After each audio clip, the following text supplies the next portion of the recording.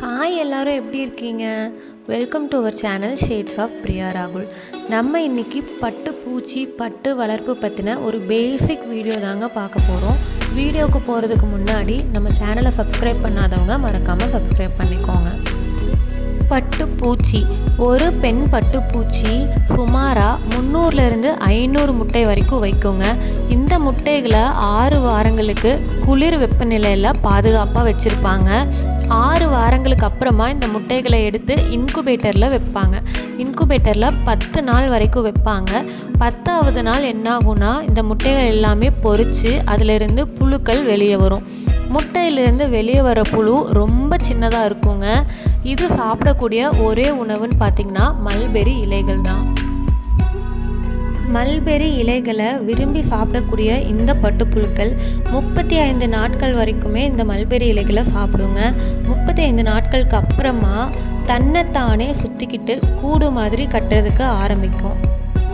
இந்த கூடு எதை வச்சு கட்டுன்னு கேட்டிங்கன்னா, இந்த புழுக்களுக்கு தலைப்பகுதியில் சலைவரி கிளான்ஸ்ன்னு சொல்லிட்டு 2 சுரபிகள் இருக்குங்க. இந்த சுரபிகள்லேருந்து சுரக்கக்கூடிய ஒரு திரவம் எச்சில் மாதிரி இதோட வாயிலிருந்து வருங்க. இந்த எச்சில் காற்றில் படும்போது கெட்டித்தன்மை ஆகுங்க. இதுதான் பட்டு நூல். ஆமாங்க, இந்த பட்டு நூலை வச்சு தான் தனக்கு தானே கூடு கட்டிக்க ஆரம்பிக்கும்.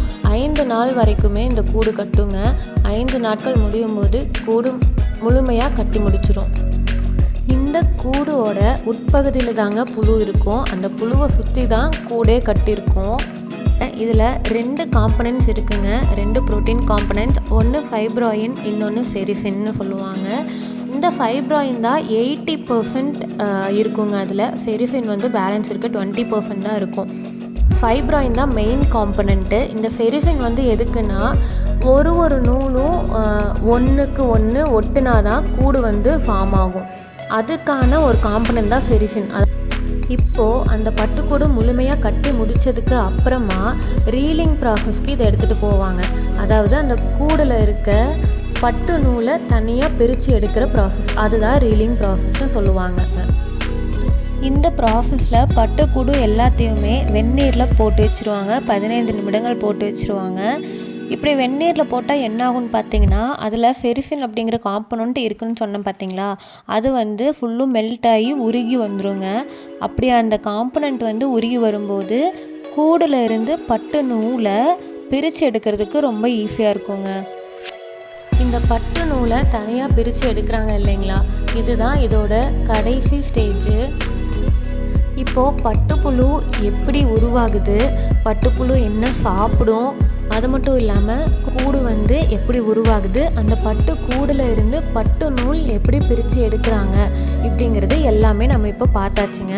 இப்போ அடுத்ததாக என்ன பார்க்க போகிறோன்னா பட்டுப்புழு வளர்ப்பு. இந்த பட்டுப்புழுவை எப்படி வளர்க்குறாங்க, எந்த மாதிரி வளர்க்குறாங்க அப்படிங்கிறது எல்லாமே நான் இப்போ சொல்ல போகிறேங்க. இப்போது பட்டுப்புழு வளர்ப்பு அப்படிங்கிறத நம்ம 3 ப்ராசஸாக பிரித்து எடுத்துக்கலாங்க. ஃபஸ்ட்டு வந்து கல்டிவேஷன் ஆஃப் மல்பெரி லீஃப், அதாவது மல்பெரி இலைகளை அறுவடை செய்வது. இதுதான் ஃபஸ்ட்டு ப்ராசஸாக நம்ம எடுத்துக்கிறோம். இதை மோரிகல்ச்சர்னு சொல்லுவாங்க. பட்டுப்புழுக்கள் விரும்பி சாப்பிட்றது எல்லாமே மல்பெரி இலைகளை தாங்க. இந்த மல்பெரி இலைகளை கட் பண்ணி எடுத்துகிட்டு வந்து பட்டுப்புழுக்களுக்கு வைப்பாங்க. டெய்லியும் 2 வேளைகள் வைப்பாங்க. காலை மாலை 2 வேளைகளுமே இந்த மல்பெரி இலைகளை கட் பண்ணி எடுத்துகிட்டு வந்து புழுக்கு வைப்பாங்க. இப்போது அடுத்த ப்ராசஸ் என்னன்னு கேட்டிங்கன்னா, சில்க்வார்ம் ரியரிங்னு சொல்லுவாங்க. அதாவது நம்ம கொடுக்குற இந்த மல்பெரி இலைகளை சாப்பிட்டு புழு நல்லா வளர்ந்து வருங்க. இந்த புழு வளர்கிற ஸ்டேஜ் தான் சில்க்வார்ம் ரியரிங் ப்ராசஸ்னு சொல்லுவாங்க. இந்த ரியரிங் ப்ராசஸ்க்கு அப்புறமா 3ஆவது ஸ்டேஜ், அதாவது ஃபைனல் ஸ்டேஜ் என்னென்னா சில்க் ரீலிங். அதுதான் நான் சொன்ன பட்டு கூடுலேருந்து பட்டு நூலை பிரித்து எடுக்கிறாங்க பார்த்தீங்களா, அந்த ப்ராசஸ். இதுதான் ஃபைனல் ஸ்டேஜ். அவ்வளோதாங்க. பட்டுப்புழு வளர்ப்பு பற்றின ஒரு பேசிக் இன்ஃபர்மேஷனை தான் நான் இந்த வீடியோவில் உங்கள் கூட ஷேர் பண்ணியிருக்கேன். இன்னுமே இந்த பட்டுப்புழு வளர்ப்புக்கு என்னென்ன பண்ணணும், ஷெட்டு எந்த மாதிரி போடணும் அப்படிங்கிற விஷயம் எல்லாமே நான் அடுத்தடுத்து வர வீடியோஸில் அப்லோட் பண்ண போகிறேன். இந்த வீடியோஸ் எல்லாமே நீங்கள் மிஸ் பண்ணாமல் பார்க்குறதுக்கு நம்ம சேனலை மறக்காமல் சப்ஸ்கிரைப் பண்ணிக்கோங்க.